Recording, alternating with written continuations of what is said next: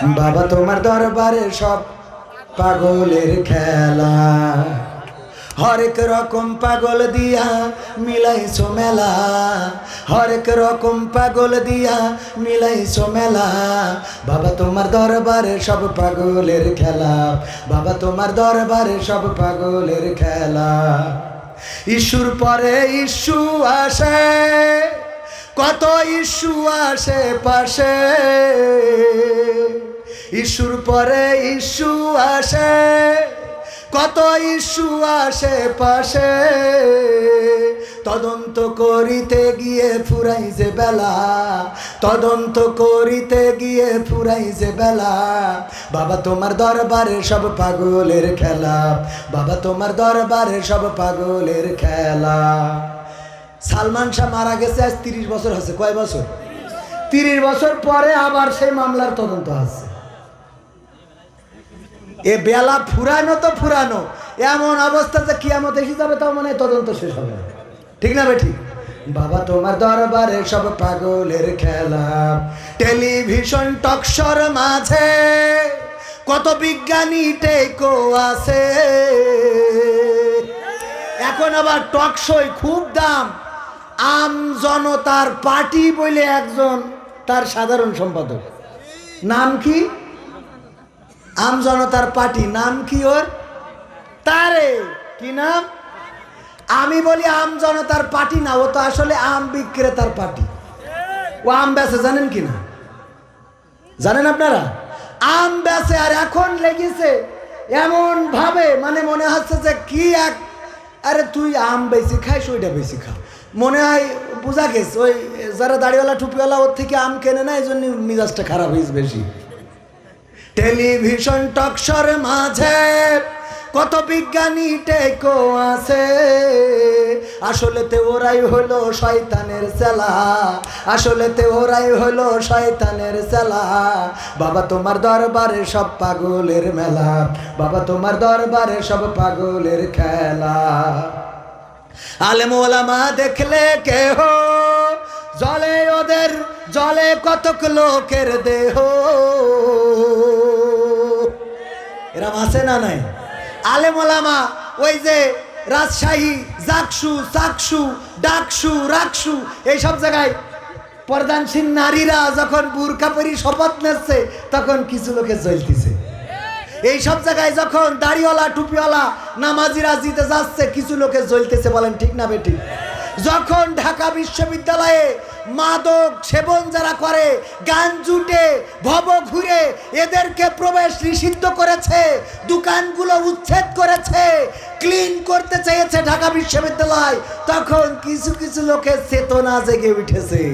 ওই চেতনাবাজরা আসলে চেতনাবাজ নয়, গান জুটে, ইয়াবাখোর, ফেন্সিখোর, মদখোর।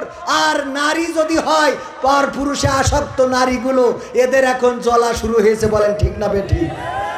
আলেম ওলামা দেখলে কেহ জলে কতক লোকের দেহ, বুঝবে ওরা বেলা যখন হবে অবেলা, বুঝবে ওরা বেলা যখন হবে অবেলা। বেলা অবেলা হয় বোঝেন তো? এই গানের মেলা ব্যাখ্যা, মানে মরি যাওয়ার পরে লাগে কার কথা কয় না? হুজুরে হুজুর জানাজানা পড়া দেখার, ও তো জানা যায় যে তাকবিতি থাকে এটাই তো জানে না। হাত বাঁধতে তাও উপরের হাত নিচেই দেয়, হ্যাঁ, আর নিচের হাত উপরে, এরম আছে না নাই? আবার বলে আগামীকাল সকাল 8টার সময় ঈদুল আজহার জানাজার নামাজ হবে। ঈদুল আজহার কেন নামাজ হবে?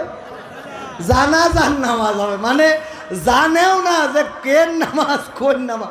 আমার মাঝে মাঝে মনে হয় যে তোরা এই দুনিয়ায় থাকা, আমি চলে যাই, এ তোরা দেখে রাখ, আমার এখানে থাকা হবে না, সহ্যের বাইরে চলে যায়। এই আছে না নাই? পুলিশই ধরলো, গ্রেপ্তার করলো না কি করলো, হঠাৎ পেলো পায়ে শিকল বান্ধা গাছের সাথে, বেহুশ হয়ে পড়ে আছে, হাসপাতালে ভর্তি। তারপরে কি ইস্কন থেকে সে বিপদে পড়েছে, এইগুলো মিডিয়ায় আসলো। হঠাৎ করে দেখি পরের দিন খবর উল্টে গেছে, বছর নিজে নিজেই মনে চাইছে তাই গেছে, মনে চাইছ তাই শিকল কিনেছ, মনে চাইছ তাই পায়ে বেঁধেছ, মনে চাইছ তাই শুয়েছিল বেহুশ হয়ে, ওর মনে চাইছ তাই বেহুশ হয়েছে। এ সহ্য না করি পারবেন কি করে? এগুলো ঘটছে না ঘটছে না, মানে কনে কি হচ্ছে কি আমাদের সামনে কি আসছে বুঝে পারাই কষ্ট। আল্লাহ জানে এই থেকে কবে পরিত্রাণ পাবো। তারপরে দেখি কি বল। ও আমি বলেছি যে বুঝবে ওরা বেলা যখন হবে বেলা। আজকের একটা বাস্তব ঘটনা বলি, যদিও এই ঘটনাটা তাদের সামনে পড়ে যেতেই পারে। মালয়েশিয়ায় একজন মারা গেল আমার গ্রামের, নাম বলবো না। মারা যাওয়ার পরে এই লাশটার কাছে যাবে করোনাকালীন সময়, এই লাশটার কাছে অবৈধ মানুষেরা তো যাইতে পারে না, অবৈধ যাদের পারমিট নাই, যারা ওখানে কাজ করতো ম্যাক্সিমামই পারমিট নাই, সব পালাই গেছে। আমি সেখানে গেলাম, যেয়ে সেই লাশটারে আমি নিজে পুলিশ ডেকে নিয়ে এই লাশটারে নিয়ে গেলাম থানায়, তারপরে হাসপাতালের ডিপ ফ্রিজে, তারপরে তার টিকিটের ব্যবস্থা করে লাশটা দেশে পাঠালাম। তার ছেলে আবার পরবর্তীতে মালয়েশিয়ায় গেছে, যে বিদেশ থেকে ছুটিতে এসেছে, এসে আজকে তার গায়ে হলুদ, কালকে তার বিয়ে। আলহামদুলিল্লাহ আমার দাওয়াত দিয়েছে, আবার মনে করেন না যে দাওয়াত দেয়নি বলে হুজুর রাগ করি বলছে। আমার দাওয়াতও দিয়েছে বরযাত্রীর, এমনকি আমি আজকে এখানে আসার আগে সেই বাড়ি থেকে 1 প্লেট ওই যে গায়ে হলুদের ক্ষীর রান্না পর্যন্ত বাড়ি পৌঁছে দিয়েছে, 1 চামচ খেয়েও আইছে। কিন্তু এই কথা কেন বলছি? যার বাবার লাশ আসলো মালয়েশিয়া থেকে, আজকে তার গায়ে হলুদ, কালকে তার বিয়ে, অন্তত মনে করা উচিত ছিল মালয়েশিয়া থেকে আসলাম, আমার বাবার তো লাশটা এসেছিল, আজকে এই বিয়ের দিনটা একটু আল্লাহর স্মরণ করি, একটু হুজুরদের ডেকে নিয়ে আসি, একটা দোয়া মাহফিল করি বা একটু দোয়া করি, অথবা বাবার কবরটা জিয়ারত করি। ও বাবা, ডিজে ভাড়া করে নিয়ে বাড়ি দিচ্ছে, তো আমার পালঙ্গ কাটতেছে। দে বাড়ি বলছে, দে বাড়ি কুপান দেশ। আমি মানে এখনো যে শুনতে পারবো, আসরে আজান হচ্ছে তাও বন্ধ করার মধ্যে নেই। আমি চিন্তা করলাম যে এই বকা দেবো কি করে, আমারও দাওয়াত করি, ঠিক আছে বেকায় দানা, আমারও দাওয়াত করিস এখন যে এই বকি কি করে। এবার যখন ক্ষীর দিয়ে গেল, আমি মনে করছি যাক ভাগ্য ভালো আমি যাইনি, গেলিয়ে ক্ষীরটা দিতে না রে। ক্ষীর বোঝেন তো, এটারে ক্ষীর বলে, আপনারা কি বলেন? ক্ষীর। যশোর চৌগাছা ক্ষীর। তো বাড়ি দেখছে, দে বাড়ি কুপা। আমার মনে বড্ড আশা, এই বাড়ি যদি আর কেউ মারা যায়, এইবার আর লাশ পাঠাবো না, বিদেশেও না। ওই দিন আমার টাকাতে আমি এই মাইকালাগের বলবো ডিজে নিয়ে আয়, দে কুপান বাজা, দরকার হলে একটা স্পিকার কবরের মধ্যে ঢুকাই দে, দিয়ে ব্লুটুথ দে বাজা। ঠিক না বে ঠিক? করার দরকার আছে না নাই? তোর বিয়ের দিন যদি ডিজে বাজে, তোর গায়ে হলুদের দিন যদি ডিজে বাজে, তোর নুনু কাটার দিন যদি ডিজে বাজে, তোর মরার দিনও ডিজে বাজে। ইমামের জায়গায় থাকবে স্পিকার, আর বলবে দয়াল তোর লাইগা রে দয়াল। হ্যাঁ ঠিক আছে তো বাবা? আলহামদুলিল্লাহি রাব্বিল আলামিন।